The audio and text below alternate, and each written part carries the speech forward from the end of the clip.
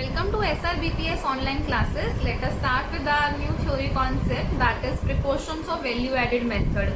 We have already done the practical part of value added method. Now there comes the theory part, and the theory part that says the precautions of value added method. From CBSE board point of view, this concept is very important. Listen to all the points very carefully. Point number 1. Intermediate goods are not to be included. We have already done the formula, और उस फॉर्मूले में हमने ये बात देखी थी, gross value added is equals to value of output minus intermediate consumption.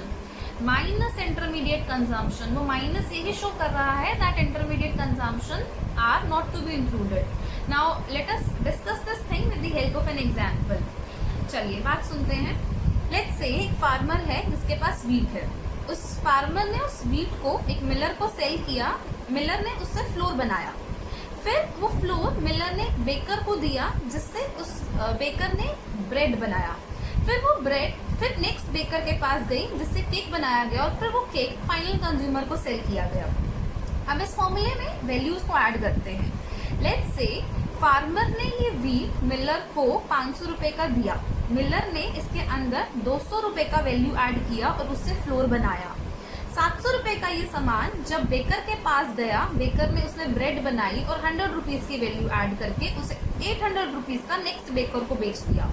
इस बेकर ने जब उससे केक बनाया, उस केक में 200 रुपीज का वैल्यू ऐड करके फाइनल कंज्यूमर को 1000 रुपीज का सेल कर दिया.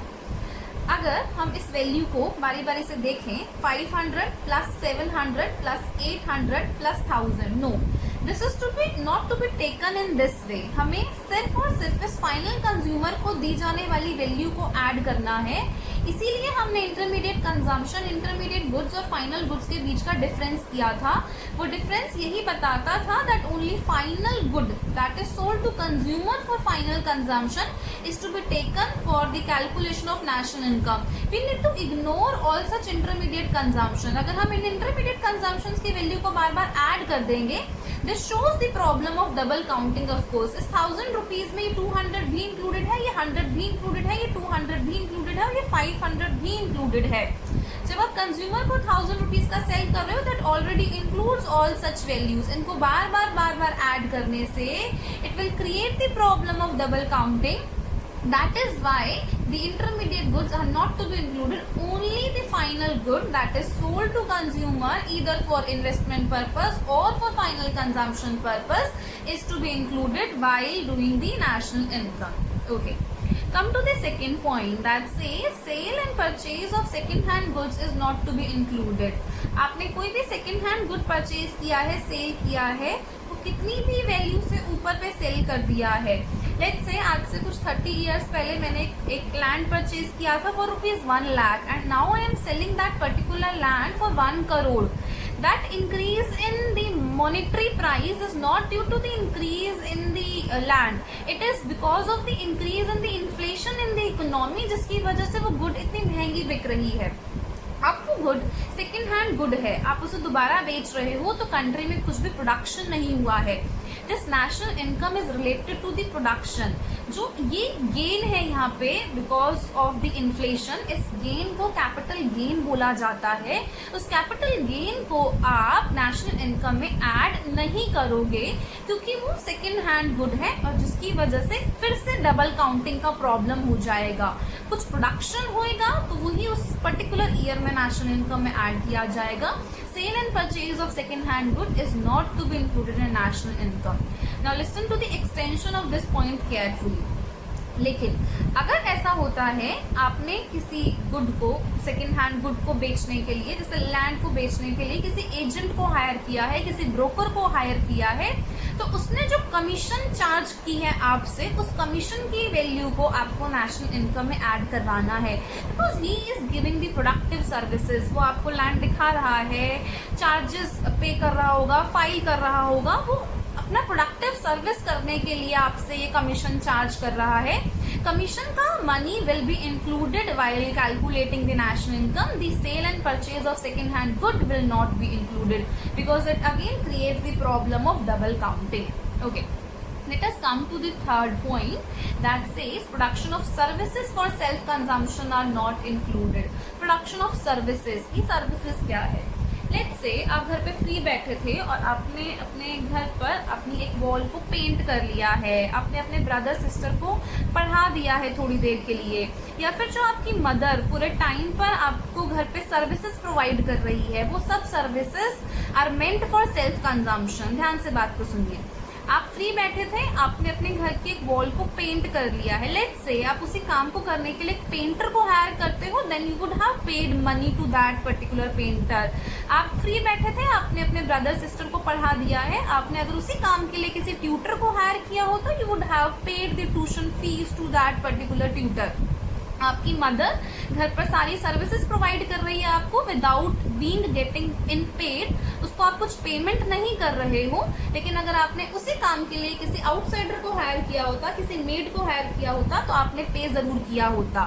लेकिन क्योंकि ये सब services are meant for self consumption, ये लव और अफेक्शन के पर्पज से की गई हैं।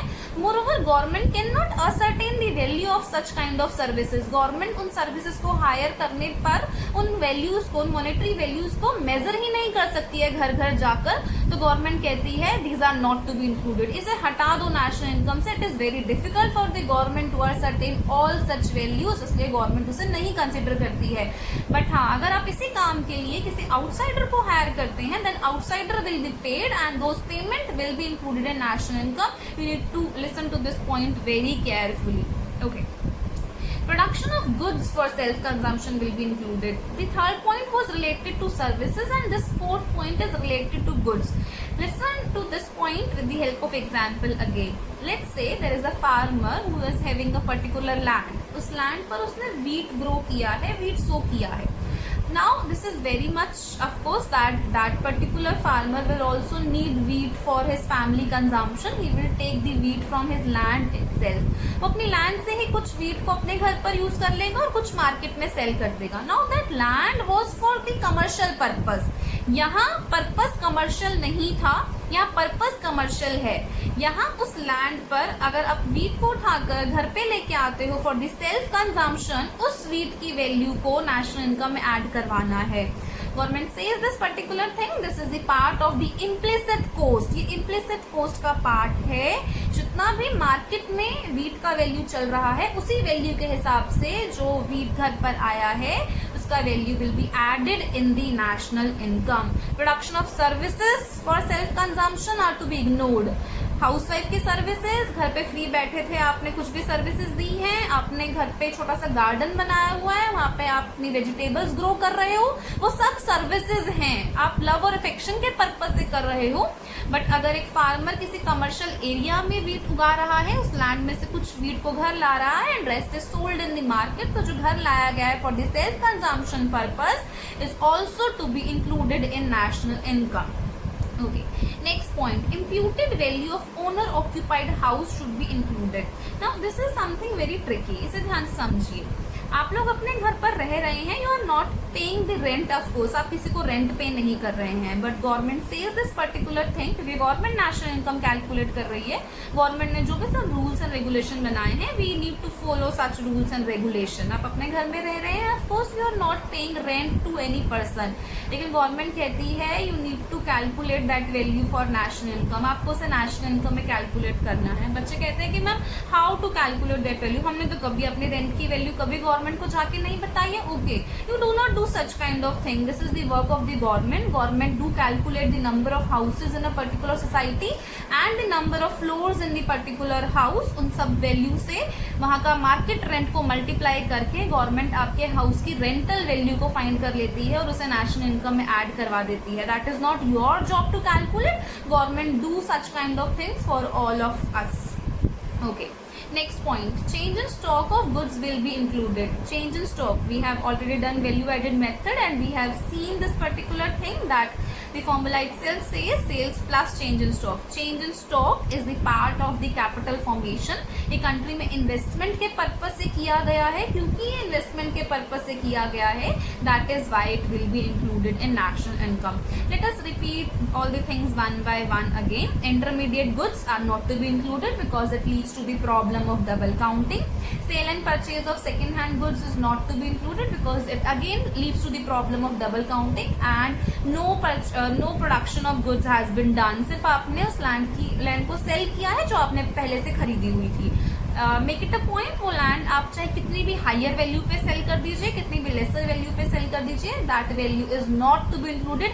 Neither the profit nor the income, किसी वैल्यू को आपको ऐड नहीं करना है. But yes, if the broker has charged some brokerage from both the parties, that brokerage will be included in national income because it is for the productive services. Production of services for self consumption. आप free बैठे हुए हैं, आपने घर की wall को paint किया है, आपने भाई बहन को पढ़ाया है, आपकी मम्मा ने जितनी भी सर्विसेज दी हैं, आपने घर पर छोटा सा किचन गार्डन लगाया हुआ है. All such services are done for the purpose of the love and affection, not for earning money. इनको करने का पर्पज ही कमर्शियल एरिया नहीं था, ये सिर्फ लव और अफेक्शन के पर्पज से की गई हैं.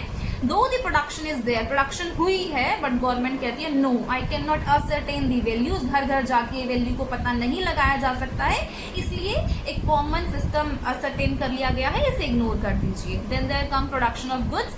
Yes, it is to be included क्योंकि ये कमर्शियल एरिया के पर्पज से किया गया है, इसे आपको इंक्लूड करना है. Imputed value of owner occupied house should be included. This is the implicit value. आप जिस घर में रह रहे हो, of course you are not paying any rent, but government says this particular thing that you are using that house as it is used by a rental person. That is why this value is to be included. आप बिल्कुल वैसे ही services gain कर रहे हैं जैसे आप rented house में रहते हैं. ये गवर्नमेंट का काम है उस हाउस की वैल्यू को कैसे असरटेन करना है. That is not your job. Then there comes change in stock. Yes, it is the part of the inventory formation. Capital formation का पार्ट है, इसे कंट्री में इन्वेस्टमेंट मानना है. That is why it will be included in national income.